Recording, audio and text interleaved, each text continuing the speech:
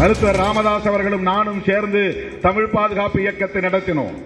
தேர்தல் காரணத்தால் அவரும் நானும் பிரியும் நிலை ஏற்பட்டது.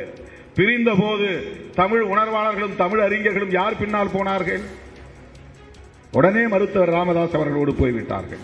யாரும் திருமாவளவன் பின்னால் வரவில்லை. எது தடுத்தது? ஏன் திருமாவளவன் பின்னால் அவர்களால் வர முடியவில்லை?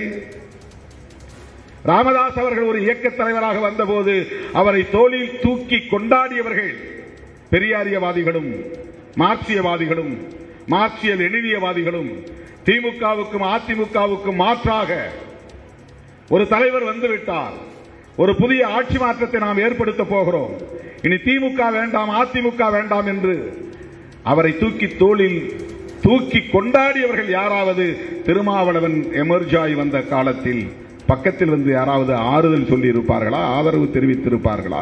ஒரு வார்த்தை ஊக்கப்படுத்தி இருப்பார்களா? இந்த எளிய மக்களை அமைப்பாக்குகிற முயற்சியில் இவ்வளவு கடினமான போராட்டத்தை முன்னெடுக்கிற திருமாவளவனுக்கு யாராவது துணை நின்றிருப்பார்களா? யாரும் கிடையாது. அவரை தலைவர் தலைவர் தமிழின தலைவர் தமிழின காவலர் என்றெல்லாம் தூக்கி கொண்டாடிய ஒரு நபர் கூட திருமாவளவன் பின்னால் நிற்கவில்லை, அல்லது திருமாவளவனுக்கு ஆறுதலாக நிற்கவில்லை. முட்டி மோதி சொந்த காலை ஊன்றி கையை ஊன்றி கரணம் போட்டுத்தான் திருமாவளவன் இந்த இடத்திலே வந்து இன்றைக்கு நிற்கிறார்.